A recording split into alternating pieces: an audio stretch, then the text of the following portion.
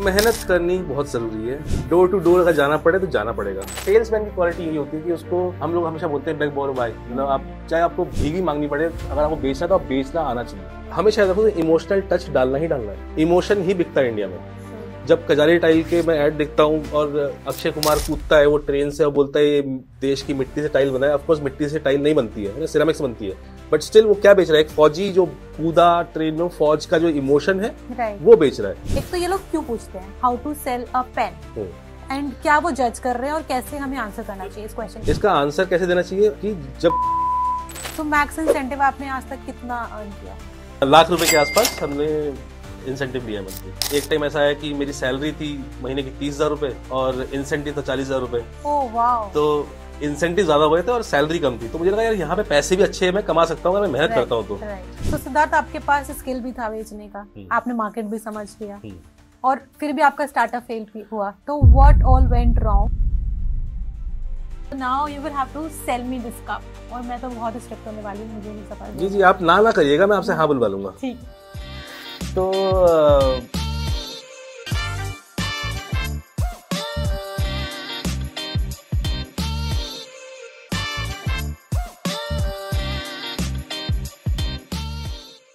Hello everyone, I'm your host Vanya and welcome back to another exciting episode on Pitch and Hire's YouTube channel. Today we are thrilled to have Siddharth with us with years of experience in sales, business development and strategic growth. Siddharth has played a pivotal role in scaling startups, optimizing the sales funnels and driving e-commerce success. In this session, we will uncover the secrets to launching a successful startup, mastering sales strategies and navigating the ever-evolving e-commerce landscape. Get ready for insightful and action-packed conversation with Siddharth. So guys, we have Siddharth Dey with us today. I've already given you a short introduction about him.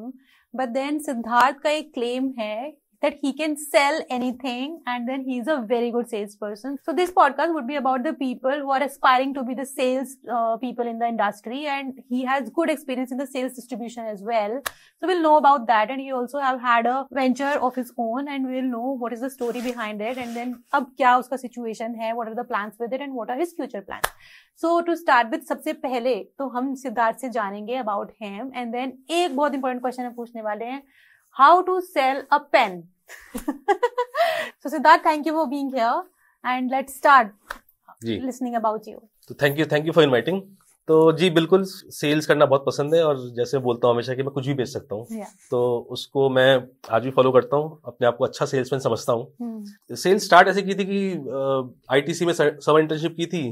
First day गया sales call पे, मजा आ गया, मुझे लगा यही है जो मैं कर सकता हूँ। और उसके बाद मूवमेंट होती गई आगे और एक टाइम ऐसा है कि मेरी सैलरी थी महीने की 30,000 रुपए और इंसेंटिव था 40,000 रुपए। Oh wow. तो इंसेंटिव ज्यादा हुए थे और सैलरी कम थी, तो मुझे लगा यार यहाँ पे पैसे भी अच्छे हैं, मैं कमा सकता हूँ अगर मैं मेहनत करता हूँ तो। और उसी पे फोकस रखा और हमेशा फोकस कभी ये नहीं था कि सैलरी मेरी आए अच्छी, मेरी हमेशा ये था कि मेरा इंसेंटिव अच्छा है। और लड़ते हमेशा हम इंसेंटिव के लिए थे कि इंसेंटिव जितना आएगा उतना मजा आएगा, सैलरी तो आनी है। इंसेंटिव इज समथिंग विच जिस पर हमने फोकस रखा हमेशा। Do hard work for and find it. Yeah, absolutely. तो रोज गड्ढा खोदना और रोज पानी निकालना, पीना और इंसेंटिव कमाना, ये ऐसा हो गया था कि इसी में मजा आता है। और कभी थकान नहीं हुई इसमें कि हम थक गए, ऐसा कभी फीलिंग ही नहीं हुआ। तो ये जर्नी रही है और सेल्स बहुत रिवॉर्डिंग है। अगर किसी को सेल्स में अभी जस्ट न्यू अगर कोई अपना करियर बनाने की सोच रहा है तो इमीडिएटली उसको सेल्स के बारे में सोचना चाहिए। थोड़ा पेशेंट होना पड़ेगा, उसको थोड़ा पेशेंस रखना पड़ेगा, क्योंकि एक थोड़ी मेहनत करने में थोड़ा टाइम लगता है और एक बार मेहनत जो आपने कर ली फिर वो आपकी गाड़ी दौड़ती रहती है, फिर आपको मजे आते हैं उसमें। So मैक्स इंसेंटिव आपने आज तक कितना अर्न किया है? लाख रुपए के आसपास हमने इंसेंटिव लिया है monthly. And your incentive was always more than your salary? Not always, but I always tried कि ऐसा रहे। So $1 million क्वेश्चन पूछना है मुझे जी। ये हर कोई पूछता है, मुझसे ही पूछा गया था, cell me this flower pot, जब मैंने एक बार इंटरव्यू दिया था, इवन दो वो सेल्स के लिए नहीं था बट स्टिल मुझसे पूछा गया था। एक तो ये लोग क्यों पूछते हैं how to sell a pen, and क्या वो जज कर रहे हैं और कैसे हमें आंसर करना चाहिए इस क्वेश्चन? देखिए, जज तो नहीं कर रहे हैं, वो आपका अप्रोच देखने जाते हैं। इसमें मोस्टली अप्रोच ही देखते हैं कि क्या प्रोसेस वो फॉलो करेगा टू सेल दिस पेन, है ना। इसका आंसर कैसे देना चाहिए, and this is very important for every sales person, कि जब कोई आप कुछ भी सामान सेल करो, हमेशा याद रखो इमोशनल टच डालना ही डालना है। इमोशन ही बिकता है इंडिया में, है ना। तो जब कजारी टाइल के मैं ऐड देखता हूँ और अक्षय कुमार कूदता है वो ट्रेन से और बोलता है ये देश की मिट्टी से टाइल बना है, ऑफकोर्स मिट्टी से टाइल नहीं बनती है ना, सिरेमिक्स बनती है, बट स्टिल वो क्या बेच रहा है, एक फौजी जो कूदा ट्रेन में, फौज का जो इमोशन है वो बेच रहा है। तो सिमिलरली जब आप कोई पॉट बेच रहे हो या पेन बेच रहे हो, आप मेक श्योर कि आप उसमें अपना एक इमोशनल सेंटिमेंट डालो ही डालो। इमोशनल सेंटिमेंट क्या हो सकता है कि इसमें से 1 रुपए जो है वो चैरिटी करेंगे हम, गर्ल चाइल्ड एजुकेशन में हम लोग इन्वेस्ट करेंगे, उस पैसे को वहां जाएगा। तो अगर आप इसमें 5 रुपए का आप ये पेन खरीदते हैं तो 4 रुपए कंपनी पे के पास आएंगे और 1 रुपए एजुकेशन पे जाएगा। आपने एक इमोशनल सेंटिमेंट वहां डाल दिया और वही चीज बिकती है।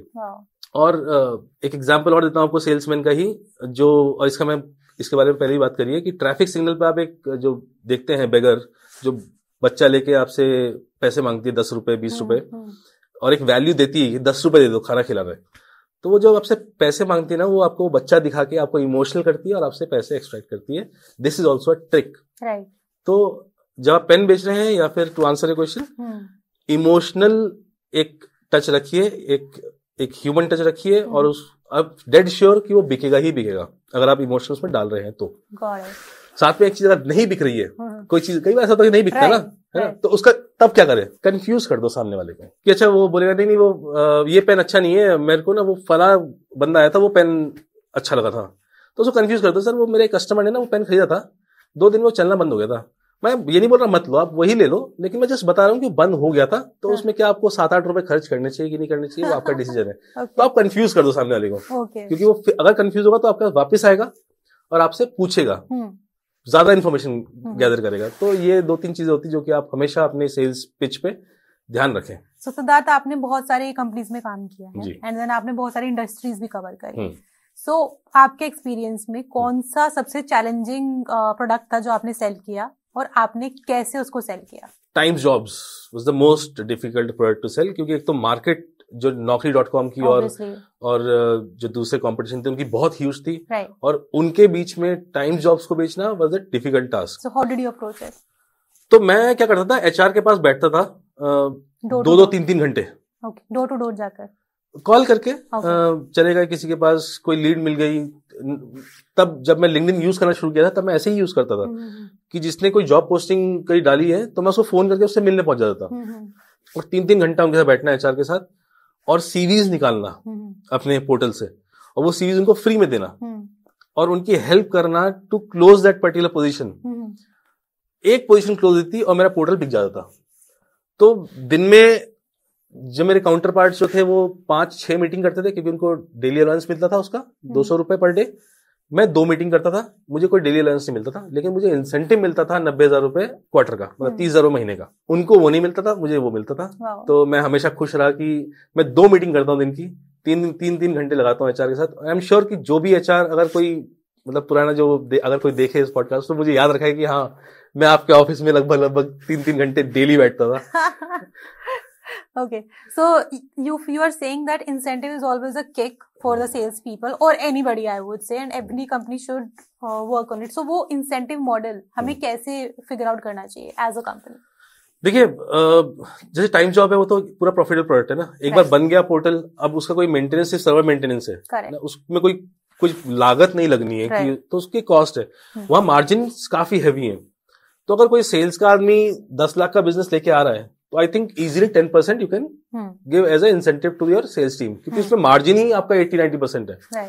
वहीं कोई और प्रोडक्ट है, फॉर एग्जांपल एक जैकेट है, जैकेट में, अब जैकेट में एक कॉस्ट है कि 2,000 की जैकेट बनी, आगे वाला 5,000 बेच रहा है, तो इसमें मार्जिन थोड़ा सा थिन हो जाता है। तो वो मार्जिन पे डिपेंड करता है कि प्रोडक्ट के साथ सेलिंग का जो मार्जिन आ रहा है वो कितना है। बट मेरे पर्सनल ओपिनियन ऐसा है कि 10% बेयर मिनिमम सेल्स पर्सन को एक कंपनी को देना चाहिए from the profits, from the margin. Nice. So you started your own venture as well, named Humberto. So please tell us about that कि आपने क्यों बनाया वो स्टार्टअप? तो एक गैप लग रहा था मुझे मार्केट में, है कि जब हम लोग कुछ खरीदते हैं मार्केट में जाके कपड़े, तो कभी भी ये नहीं देखते कि कपड़ा ये जो पहनेंगे क्या इसके कुछ साइड इफेक्ट्स भी हैं। हमको सिर्फ वो देखने में अच्छा लगता है, हम खरीद लेते हैं। मुझे लगा सस्टेनेबल कोई एक ब्रांड होना चाहिए जो कि प्योर कॉटन, बैम्बू कॉटन, या फिर अब तो पाइनएप्पल से भी कॉटन बनने लगे, ऑरेंजेस से भी बनने लगे, ऐसा एक फैब्रिक होना चाहिए जो कि स्किन फ्रेंडली हो एंड एनवायरमेंट फ्रेंडली हो। अगर आप देखोगे आज की डेट में सबसे ज्यादा पॉल्यूशन जो होता है, जो वो आपको पॉल्यूशन जो दिखता है वो पॉलीथीन का ही दिखता है, साथ में अगर आप और ध्यान से देखोगे तो उसमें आपको कपड़े भी दिखेंगे जो कि कभी डिसॉल्व होते ही नहीं है। Polyester once produced will remain on earth forever okay. ओके। और इतना कूड़ा हमारे पास जगह ही नहीं है कि हम उसको कहीं पर या बोले सॉलिड वेस्ट मैनेजमेंट हमारे पास इतना अच्छा है ही नहीं कि हम उसको कहीं पर खत्म कर पाए, डिकम्पोज कर पाए, है ही नहीं हमारे पास। तो इसीलिए इतना आप देखते हो इतनी गंदगी है। तो मुझे लगा ऐसा कपड़ा होना चाहिए जो कि आप उतार के फेंक दो और वो डिकम्पोज हो जाए। Was it not budget friendly? It was budget friendly. मैं काफी 400-500 रुपए में टी शर्ट अगर बेच रहा था, I think I was very very friendly. और मुझे किसी से कम्पीट नहीं करना था एज सच, किसी ब्रांड से। मुझे था कि मेरे को अपनी मार्केट बनानी है। एंड आई एम श्योर जो भी मेरे कस्टमर्स हैं, जो भी पहनता है हम्बर्टो, वो आज खुशी होगा, उसको अच्छा लगता है पहन के उसको, क्योंकि we always talked about comfort. तो ठीक है। So you are closing this startup of yours? हाँ, for now I have decided to shut this down. बहुत मुश्किल होता है अकेले करना। अगर कोई ऑपरेशनल हैवी काम है जहाँ पे आपको फैक्ट्री भी जाना है, आपको फैब्रिक भी देखना है, आपको स्टिचिंग भी देखनी है, आपको डिस्पैच भी देखना है, आपको डिलीवरी भी देखनी है, तो अकेले बहुत मुश्किल होता है। तो काफी थक रहा था। बट हाँ, किसी अगर सेल्स वाले को अगर कपड़े के बारे में या क्लोथिंग लाइन के बारे में समझना है तो please feel free to ping me. मैं आपको सब कुछ समझा दूंगा। जितना कुछ मैंने ज्ञान अभी तक लिया है वो मैं आपको फ्री में दूंगा। कोई पैसे नहीं लेंगे। सो कौन से ब्रांड का आपको प्रोडक्ट सबसे अच्छा लगता है? Hugo Boss. Okay, but then let's talk about normal, जो बजट फ्रेंडली कोई भी बाय कर सकता है। देखिए, उस केस में काफी स्टिच काफी अच्छा कर रहे हैं आजकल। मैंने नहीं पहना पर्सनली कभी भी उनका कोई भी कपड़ा। सोल्ड स्टोर के मुझे अच्छे लगते हैं कपड़े। सोल्ड स्टोर ने अभी जूते भी लॉन्च किए, I think they are also nice. Again मैंने अभी तक ऑर्डर नहीं किए हैं, बट करूंगा बहुत जल्दी। ये दोनों ब्रांड्स मुझे ठीक लगते हैं, एवरेज मिड साइज। क्योंकि एक टी शर्ट या शर्ट आप मैक्सिमम 6 महीना 7 महीना पहनते हो, उसके बाद आप चेंज कर लेते हो। तो सिद्धार्थ, आपके पास स्किल भी था बेचने का, आपने मार्केट भी समझ लिया, और फिर भी आपका स्टार्टअप फेल भी हुआ। तो व्हाट ऑल वेंट रॉन्ग? और अगर कोई ऐसा आपके जैसे स्टार्टअप स्टार्ट करना चाहता है, so what all do they have to make sure कि वो ये गलतियां ना कर जो शायद आपने। जी जी जी। तो ऑपरेशनल हैवी जो भी काम होगा उसमें आपको अपने बैकएंड्स को पहले सेट करना पड़ेगा। आप ये नहीं कि मैं सेल्स अच्छा कर सकता हूँ तो मैं, क्योंकि front sales is front end है ना, मैं फ्रंट एंड अच्छा कर सकता हूँ तो मैं बैकएंड भी अच्छा कर सकता हूँ, ये जरूरी नहीं है। तो मुझे पहले पूरा अपना बैकएंड को संभालना पड़ेगा। और कोई भी अगर इस तरफ आए तो पहले अपने बैकएंड को समझे, ऑपरेशन समझे, फैक्ट्रीज को समझे कहाँ पे हैं, एंड क्वालिटीज को समझे कि मैं क्वालिटी चेक कैसे करूंगा इसकी।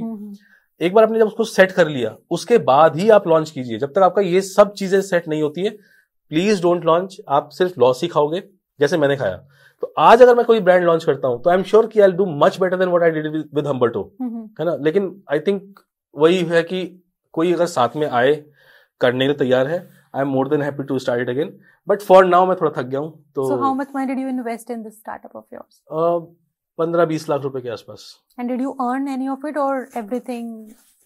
तो कट टू कट पे समझिए कि निकल गया, बट हाँ, आई थिंक मार्जिनली लॉस ही हुआ होगा। Okay, so what is next? What is next? एक और वेंचर करेंगे इसके बाद। Okay, so let's wait for that guys. अब क्या न्यू आने वाला है? और if you are hiring for any CTOs, CEOs to join you, please feel free to ask our audience to apply.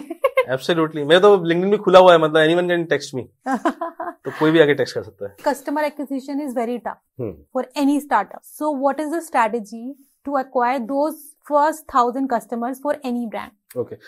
See, for me it was easy. क्योंकि मेरे पास LinkedIn में followers थे और ऐसे लोग थे जो कि हेल्प करेंगे मेरी, जो कि जेन्युइनली चाहते थे कि हेल्प करना। तो मेरे लिए थोड़ा इजी था first 1,000 customers. But for any new brand, देखिए, पैसा जलाने से ब्रांड बन जाएगा तो जरूरी नहीं है। हम शार्क टैंक में देखते हैं 5-5 करोड़ के ब्रांड आते हैं जो कि मंथली कर रहे हैं 5 करोड़ रुपए, बट 2 करोड़ की लॉस में भी है। That's not business. मेरे हिसाब से बिजनेस वो होता है जो कि डे 1 से आप जितना पैसा लगा रहे हो उतना पैसा एटलीस्ट आपका वापस आना चाहिए, ब्रेक इवन रहना चाहिए।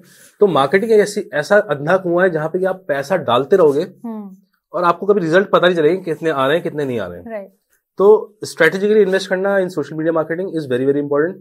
1,000 कस्टमर एक्वायर करने के लिए आपको फ्री चैनल्स ज्यादा यूज करने चाहिए मेरे हिसाब से, rather than the paid platforms. For example LinkedIn पे आप कंटेंट लिख के आप अगर कुछ निकाल सकते हो, यूट्यूब पे वीडियोस बना के, एजुकेशनल वीडियोस बना के, कोलैबोरेट करके आप पहले 1,000 कस्टमर्स वहीं से लाने की सोचो, ना कि एड चला के।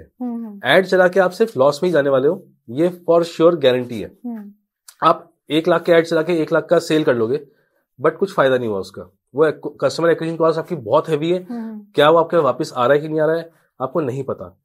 तो अगर आपने पहले के 100 कस्टमर भी बेच लिए हैं, इट्स वेरी इंपॉर्टेंट कि वो 100 कस्टमर आपको जेन्युइन फीडबैक दे, वो 100 कस्टमर आगे 10 लोगों को बता के आपके प्रोडक्ट को बेचे। वो 100 से ही आपका 1000 बने या 500 बने, वो आपका फोकस होना चाहिए, ना कि मैं इमीडिएटली 1000 कस्टमर एक्वायर कर लूं by spending money on social media. तो मेरे हिसाब से मार्केटिंग में स्पेंड कम करना चाहिए और रेफरल पे ज्यादा करना चाहिए। So how should one lay off a plan of them कि आज मैं ये मेरा वेंचर है और ये मुझे स्टार्ट करना है और इतना पैसा मुझे चाहिए, इसकी जरूरत है, और वो कैसे अपना पैसे को और प्लान को डिवाइड करे, what all do they have to take care of? जी देखिए, ऑपरेशन हेवी अगर है तो मैंने पहले बताया था कि आपको बैकएंड को पहले सॉर्ट करना पड़ेगा before investing a single penny. तो एक बार आपका वो सॉर्ट हो जाए, उसके बाद आप फ्रंट एंड पे काम करना शुरू कर दीजिए। बट बैकएंड हेवी नहीं है, एक जेन्युइन स्टार्टअप है, कोई टेक स्टार्टअप है, तो ऑफकोर्स आइडिया अगर आपके पास आ चुका है तो एक MVP जो है आपका प्रोडक्ट रेडी होना चाहिए, नॉट फुल फ्लेजेड बट एक minimum viable product to showcase to the world, कि आपके एटलीस्ट फ्रेंड्स एंड फैमिली उसको यूज करके आपको उसका फीडबैक दे पाए। एक बार वो फ्रेंड्स एंड फैमिली अगर आपको उसका फीडबैक दे रहे हैं तो पीछे से आपके वो 1000 लोग और भी आ जाएंगे आपको फीडबैक देने के लिए। तो आपको पहला जो फीडबैक आएगा वो फ्रेंड्स एंड फैमिली से आएगा, and then you can go for the larger launch. But एक वो प्रोडक्ट जो कि कस्टमर और एंड कस्टमर के लिए यूजफुल हो, वो आपका रेडी होना चाहिए। So if we talk about any sort of software like SaaS software, have you ever worked in a SaaS platform? Yeah, a few. Right. So how to approach there? अगर किसी ने वैसा कुछ वेंचर बना लिया for example, and then उसका तो niche market इतना ज्यादा डिफिकल्ट है और इंडिया में टैप करना तो सबको पता है कितना मुश्किल है। इस तरीके का मार्केट टैप करना, लाइक प्राइवेट सेक्टर्स और कॉर्पोरेट सेक्टर्स, तो कैसे उसकी अप्रोच है? मेहनत करनी बहुत जरूरी है, डोर टू डोर अगर जाना पड़े तो जाना पड़ेगा। मेरे एक बॉस थे, काफी सीनियर हैं आज भी, मैं उनको नाम नहीं लूंगा, और बहुत अच्छी पेडिग्री है उनकी, मतलब IIM अहमदाबाद IIT टाइप का उनका पेडिग्री है। उन्होंने एक मॉल में जाके कूपन बेचे थे क्योंकि उनको फीडबैक चाहिए था, उनको समझना था कि बिकने लायक चीज है कि नहीं है। तो आपको वही करना है, अगर आपको किसी SMB के पास जाना है तो आपको उसके दरवाजे में जाना पड़ेगा, खटखटाना पड़ेगा, और खटखटाने के बाद ही आपको आंसर मिलेगा कि दरवाजे बंद हैं, दरवाजे खुले हैं। आप ये नहीं सोच सकते कि अब मैं घर में अंदर बैठा हूँ, एक SaaS पे प्रोडक्ट लॉन्च किया और मेरे पास कस्टमर खुद आ जाएगा, है ना। प्यासा ही जाता है ना कुएं के पास, तो जाना पड़ेगा, अप्रोच करना पड़ेगा। तो सिद्धार्थ, कुछ सेल्स वाले क्वेश्चन हम आपके ऊपर फायर करने वाले हैं थोड़े से, जिसमें हम जानना चाहेंगे आपसे टिप्स एंड ट्रिक्स, तो शायद हम भी थोड़ा फायदा उठा लेते हैं, आप सिद्धार्थ यहाँ आए ही हैं। तो सिद्धार्थ, आप हमें बताइए, I have already told you about Pitchner and you have also read about it, so आप मुझे ट्रिक बताओ कि कैसे हम पिचनर को ग्रो कर सकते हैं, ठीक है, और कैसे हम राइट मार्केट को टैप कर सकते हैं, and our target audience is mostly the decision makers of the company and the HR people, because ultimately HR team would be using it, development team. So ya please. देखिए, पहले तो 2 चीजें आप बड़ा एकदम दिमाग में रखिएगा कि पेशेंस रखनी पड़ेगी आपको इस प्रोडक्ट को सेल करने के लिए, ठीक है। दूसरी बात, ये प्रोडक्ट यूज करेगा रिक्रूटर, है ना, रिक्रूटमेंट टीम जो है वो यूज करेगी, लेकिन उसके बाद कोई डिसीजन पावर होती नहीं है, ठीक है। तो अब आप क्या करो, मेरे हिसाब से अगर मैं आपकी जगह होता तो मैं HR हेड को पहले तो अप्रोच करता, मैं उसको बोलता ये प्रोडक्ट है मेरे पास और इसको मैं आपको ट्रायल के लिए 2 महीने के लिए देना चाहता हूँ या 1 महीने देना चाहती हूँ, और आइडिया ये कि मैं उस पर फीडबैक लूं, मुझे बेचना नहीं है आपको, ये मेरे को आपसे फीडबैक लेना कि प्रोडक्ट कैसा है, और आपकी HR जो रिक्रूटमेंट टीम है उसके साथ मैं बैठूंगी डेली आके यहाँ पे 1 घंटा 1.5 घंटा, और उनको सिखाऊंगी कैसे यूज करना है, और उनसे फीडबैक लूंगी और उसको इम्प्रूव भी करूंगी। तो आपको एक अप्रूवल लेना है HR हेड से कि ये प्रोडक्ट आपकी उनकी टीम यूज करे, और एक बार उसकी टीम ने यूज करना शुरू किया और वो हैंड्स ऑन हो गए, अब उसकी टीम बोलेगी HR हेड को कि मुझे ये प्रोडक्ट चाहिए। तो ये आपका ऐसे ये सेल होगी, ऐसे नहीं होगी कि आपने डायरेक्टली जाके उसको HR हेड को भेज दिया। अब HR हेड सोचेगा कि ये कॉस्ट सेंटर है मेरे लिए, मैं क्यों लूं इस प्रोडक्ट को। बट वहीं अगर रिक्रूटर ने इसको समझ लिया कि प्रोडक्ट मेरा काम ईजी कर रहा है, तो वो जाके अपने HR हेड को बोल सकते हैं कि यार ये प्रोडक्ट मुझे चाहिए, 2 लाख का है, 4 लाख का है, 5 लाख का है, 1 टाइम इन्वेस्टमेंट है and it will is our job, है ना। तो ये आपकी अप्रोच होनी चाहिए अराउंड अक्रॉस इंडस्ट्री। एंड इसमें आपको एक चीज और भी, जो जहां पे रिक्रूटमेंट कुछ ज्यादा होती है, आपको उन्हें टारगेट करना चाहिए रादर देन जहां पे निश हायरिंग होती है, ठीक है, क्योंकि जितने ज्यादा CV इसके अंदर आएंगे उतना आपका फायदा है, उतनी ज्यादा डिपेंडेंसी बनेगी। जी बिल्कुल। तो आपको आदत डलवानी है, पेटीएम में 8 डलवाई ना आपको फ्री में QR कर करके, राइट, तो कैशबैक दे देके उसने 8 डलवाई आपको, अब वो कुछ नहीं देता। Correct. So this suggestion was not only for pitch and hire, this was a suggestion for the basic any SaaS software, कि आपको बेसिकली अपने ऑडियंस को समझना है और उनको मेक श्योर करना है कि उनको वैल्यू एड हो रही है, उनको यूज टू करवाना है, they will definitely come back too. बिल्कुल, करेक्ट। तो अभी एक कमोडिटी बेस भी कर लेते हैं। So now you will have to sell me this cup, और मैं तो बहुत स्ट्रिक्ट होने वाली हूँ, मुझे नहीं समझ। जी, आप ना करिएगा, मैं आपसे हाँ बुलवा लूंगा। ठीक। तो हेलो वान्या मैम, मेरा नाम सिद्धार्थ है। आपके पास 2 मिनट है मेरे लिए? बिल्कुल 2 मिनट, ठीक है। मैं 2 मिनट लूंगा, 2 मिनट से ज्यादा नहीं लूंगा। Your time starts now. जी, मैं आपको ये कप बेचने के लिए आया हूँ आज, और आप अभी भी रोक सकती है मेरे को, बट मैं आपने 2 मिनट दिए तो मैं आपको 2 मिनट पूरे लूंगा। तो ये कप के मैं आपको एडवांटेज देता हूँ। एक तो आप अगर जब भी घर पे कॉफी पीते होंगे, इसको आप होल्ड कीजिए, एक बार आप उसे होल्ड कीजिएगा, देखिए कितना कंफर्टेबल है ना। आपको ये थर्मल, इसमें बाहर हीट बाहर नहीं आती है, तो आप बाहर से भी इसको होल्ड कर सकते हैं, ग्रिप कर सकते हैं, ठीक है। इसकी एक बहुत ही मिनिमम कॉस्ट है 15 रुपए, और इसके साथ मैं आपको एक कप और दूंगा free for your friend partner, जिसके साथ भी आप कॉफी पीना चाहते हैं, साथ में आप बैठ के पी सकते हैं। तो आप खरीदना चाहेंगे इसको? नहीं, बहुत कप है मेरे पास ऑलरेडी, थोड़ा मेरा फुल हो रखा है किचन। ठीक है, तो जितने कप हैं उनमें कुछ पुराने भी हुए होंगे, मैं आपको नया दे रहा हूँ, कॉस्ट इफेक्टिव है, साथ में एक फ्री दे रहा हूँ। तो अब लेना चाहेंगी? मतलब मुझे इतना क्वालिटी इसका पसंद नहीं आया। ठीक है, क्या पसंद नहीं आया आपको बताएंगे मेरे को? इसमें मैं इम्प्रूव कर दूंगा उसको। बताइए। I think it will break very easily. देखिए मैम, हर चीज टूट जाती है, ये भी टूटेगी। आप इसे पटकोगे, टूटी जाएगी ऑब्वियसली। तो जिस दिन टूट जाए, ये मेरा नंबर है, आप इसे फोन कर दीजिएगा, सेम सेट मैं आपको वापस दे जाऊंगा, शायद उससे बेटर जो आप मुझे फीडबैक दोगे उस टाइम पे। तो मैं आपको दे जाऊंगा, कोई दिक्कत नहीं है। तो टूटनी अच्छी चीज है मैम, अच्छी चीज टूटती है ना, तो अगर टूटते तो टूटने दीजिए, हम तो है ना आपके लिए। दूसरा बना के इसका दूसरा सेट दे दूंगा आपको इसके लिए, कोई बात नहीं, दूसरा दे देना 15 रुपए का। तो अब इसको ना आप और भी ज्यादा कर सकते हैं कि नहीं चाहिए, है ना, आप कर नहीं, मुझे नहीं चाहिए, तब मैं इसमें इमोशन डालूंगा कि मैम इसके साथ ना मैं 2 रुपए जो है मैं एजुकेशन में डालने वाला हूँ एक गर्ल चाइल्ड के, वो मैं आपको उसके ट्रैकिंग दूंगा उस गर्ल चाइल्ड की कि ये कहाँ तक पढ़ रही है, तब लेना चाहेंगे आप। वो जब इमोशनल में जब नहीं बिकेगा, तब मैं बेग बोरो बाय वाले हिसाब किताब जाऊंगा, मैं भीख मांगने पे जाऊंगा, मैं मेरा घर चलने वाला है इस पे, मेरी रोटी आएगी इस पे, तो मैं उस लेवल पे चले जाऊंगा। तो सेल्समैन की क्वालिटी यही होती है कि उसको हम लोग हमेशा बोलते हैं बेग बोरो बाय, मतलब आप चाहे आपको भीगी मांगनी पड़े, अगर आपको बेचना तो आप बेचना आना चाहिए। तो मैं आपको वही बोला था, ये तो कब तो बहुत आसान चीज है मेरे लिए बेचने की, बहुत मुश्किल प्रोडक्ट बेचे हुए हैं। तो आपको परसिस्टेंटली आपको लगे रहना है, तब तक लगे रहना है जब तक आपको वो सामने से हाँ ना बोल दे। ना तो बोलेंगे ही, हमें नहीं बोलते। सेल्स वाला जब फोन करता है सीधे मैडम क्रेडिट कार्ड लेना है क्या, ना बोलते ना लोग। तो इसीलिए मैंने आपसे पहले 2 मिनट की परमिशन ली, आपने परमिशन दिया मेरे को। अगर आप पहले ही मना कर देते मेरे को कि नहीं है मेरे पास टाइम, तो मैं आपसे क्या बोलता कि अच्छा मैम कब टाइम होगा आपके पास, आप बोले कल आना, तो ठीक है मैं कल आऊंगा। तो ये सिद्धार्थ बहुत इंपॉर्टेंट आपने एग्जांपल दिया क्रेडिट कार्ड का। तो जो क्रेडिट कार्ड वाली जो पिच होती है, तो कुछ तो हम लोग ऐसे ही फोन कट कर देते हैं क्रेडिट कार्ड का सुनते ही ऑब्वियसली। तो उनको वो फर्स्ट 10 सेकंड में ऐसा क्या बोलना चाहिए कि हम फोन ना काटें? पहले तो आपसे टाइम लेना चाहिए उसको कि सर आप बिजी तो नहीं है। पहली चीज, जब भी कोई आप रैंडम कॉल किसी को कर रहे हैं, किसी को भी, और इवन फॉर योर कंपनी और इवन फॉर माय कंपनी, अगर मैं किसी सस्पेक्ट को फोन कर रहा हूँ या प्रोस्पेक्ट को फोन कर रहा हूँ, पहली चीज मैं चेक करूंगा वो बिजी तो नहीं है। क्यों हम इरिटेट होते हैं? क्योंकि हम मोस्टली बिजी होते हैं, कुछ काम कर रहे होते हैं, और ये फोन आ जाते हैं कि क्रेडिट कार्ड ले लीजिए या फिर लोन ले लीजिए, है ना, तो हम इरिटेट हो जाते हैं। वही अगर मैं पहली बात ही ये बोलूँ कि सर 2 मिनट है आपके पास, वो 2 मिनट वो बोल देगा नहीं यार अभी बिजी हूँ, सर कब फोन करूँ आपको। शायद मैं कह रहा हूँ 100 में से 10 आपको ना ये बोल देंगे कि कल फोन कर लेना, 1 घंटे बाद फोन कर लेना। 1000 में से 10 बोल देंगे, 1000 के 1000 फोन नहीं काटेंगे। आज जो ये सेल्स पिच होती है, वो 1000 के 1000 ही फोन काट देंगे। कन्वर्जन रेट बहुत हल्का है इनका।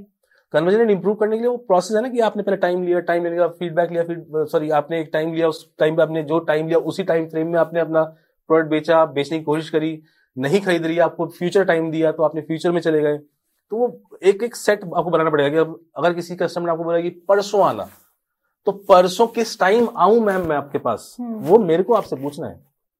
तो वो सेट करना पड़ेगा मेरे को, एक पॉइंट पे लेके आना पड़ेगा मेरे प्रोस्पेक्ट को कि ये इस जगह पे, और जहां मैं लेके आना चाहता हूं मैं वहां लाऊंगा आपको। आप नाना, मैं आपको बोला था ना कि आप नाना बोलना मेरे को कि नहीं चाहिए, मैं आपको हाँ पे ले ही आऊंगा, क्योंकि मुझे पता है कि मेरे को आपको कहाँ लेके आना है, हाँ पे। मुझे डेस्टिनेशन पता है अपना, आपको अपना पता है ना, तो मैं तो ये ट्राई करूंगा ना आपको हाँ पे लेके आने के लिए। तो ये बहुत जरूरी है हर सेल्समैन के लिए कि वो ये जाने कि मेरे को हाँ पे कैसे करके लेके आना है।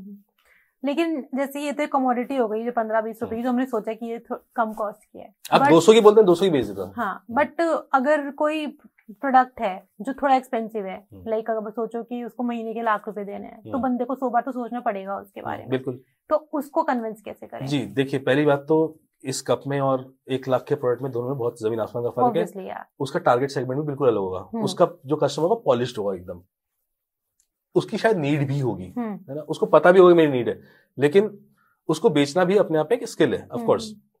अब प्रोसेस सेम ही रहेगा, आपको उसके पेन पॉइंट समझने। 1 लाख का प्रोडक्ट जो है वो कुछ प्रॉब्लम सॉल्व कर रहा होगा फॉर श्योर। वो कुछ ऐसा तो नहीं कि of course we have this setup here, एक ये भी है, सब महंगी चीजें हैं, कुछ ना कुछ सबका एक काम जरूर है, right. एक पर्पस सॉल्व कर रहे हैं वो। सेम वे अगर कोई प्रोडक्ट आपका किसी की लाइफ अगर इजी कर रही है तो आपको दिखाना है करके कि ये लाइफ आपकी इजी करेगा। आप 1 लाख रुपए पे कर रहे हो ऑफ कोर्स, बट इस 1 लाख रुपए से आपका क्या फायदा, आपके कस्टमर का क्या फायदा होने वाला है, वो उसको जानना बहुत जरूरी है। तो यहाँ पे कभी भी पुश सेल नहीं हो सकती। आप नहीं बोल सकते कि ये ले लो, ये नहीं हो पाएगा। तब आप उसके कंसल्टेंट बन जाओगे, तब आप उसे कंसल्ट करोगे कि इसमें ऐसा है वैसा है। आप उसे कुछ बताओगे ही नहीं इसके बारे में, और ऐसा नहीं कि सिर्फ अपने प्रोडक्ट के बारे में, आप उसको एजुकेट करोगे पूरी इंडस्ट्री के बारे में कि सर इंडस्ट्री में आज के में ये चल रहा है, इसमें ऐसा हो रहा है, इस प्रोडक्ट में ये दुनिया में 2 प्रोडक्ट आए हैं नए, ये ऐसे सॉल्व कर रहे हैं, मैं सोच रहा हूँ कि मैं भी इसको इस प्रोडक्ट में लेके आऊं। आप एक कंसल्टिंग करोगे उसकी, और वो तब आपकी ऑफकोर्स सेल्स साइकिल थोड़ा लंबा रहेगा, लेकिन आप बेचने में फॉर श्योर आप उसको बेच लोगे फॉर श्योर। सो ये जो सेल्स वाले जो बंदे होते हैं, तो ऑब्वियसली ये लोग बहुत ज्यादा एग्जैजरेट करके बताते हैं और कई बार वो झूठ भी बोलते हैं बहुत सारी चीजों को, ठीक है। तो is it fair first of all? देखिए, अगर झूठ बहुत माइनर है या उससे उसको खुशी मिल रही है या फिर किसी को नुकसान नहीं हो रहा है, तो मुझे लगता है फेयर है। ये तो थोड़ा बुकिश और स्क्रिप्टेड नहीं, देखिए मैं बता दूं क्यों। अब मैं आपसे ही बोल रहा हूँ कि मैं आपको ये कप बेचने आया, ठीक है। अब मैं आपको बोलूंगी मैम ये कप बेच के ही मेरा घर चलने वाला है, तो ऑफकोर्स एग्जैजरेशन है। सिर्फ इस कप को बेच के मेरा घर नहीं चलने वाला है, ऐसे मुझे 5000 कप और बेचने पड़ेगा तब मेरा घर चलेगा, है ना। लेकिन देखिए एग्जैजरेशन है, थोड़ा झूठ भी बोला है मैंने कि सिर्फ इसी कप से मेरा घर चलने वाला है, लेकिन इससे क्या मैंने आपको कोई नुकसान किया? मैंने कोई नुकसान नहीं किया, है ना, या मैंने अपना नुकसान किया? नहीं किया। और ये झूठ ऐसा झूठ है कि जो कि मार्जिनल झूठ है, बट ऐसा झूठ जिससे किसी का नुकसान हो रहा है, स्पेशली फाइनेंशियल नुकसान हो रहा है। आप मुझे एक चीज कमिट कर रहे हो कि सिद्धार्थ, आप एग्जांपल देता हूँ, एयरटेल के हम रोमिंग, इंटरनेशनल रोमिंग एक्टिवेट करते हैं, बाहर जाते हैं, है ना।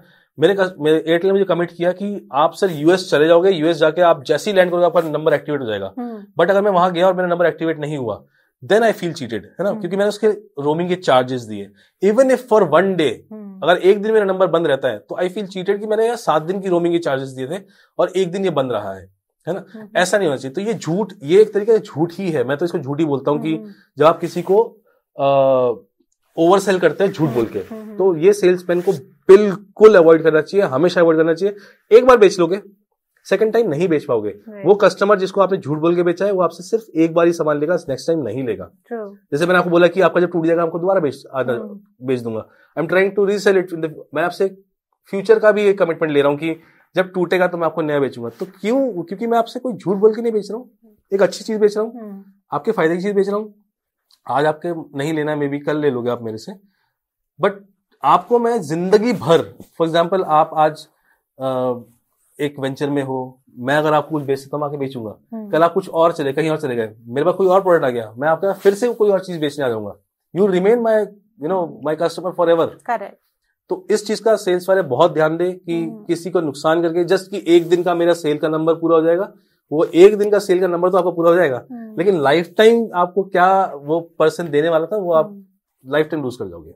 सो सिद्धार्थ, ये तो बहुत कॉमन है कि लोग जो सेल्स के अच्छे पोजीशन पे कैंडिडेट्स होते हैं वो लोग इजीली 2 लाख तो इजीली अर्न कर लेते हैं मंथ का, राइट। कैसे वो एटलीस्ट 5 का टारगेट कर सकते हैं? बिकॉज जब आप एम करते हो, ड्रीम देखते हो, तभी आपका पूरा होता है। So how can they dream and how can they work on it to achieve a 5 lakh per month plan?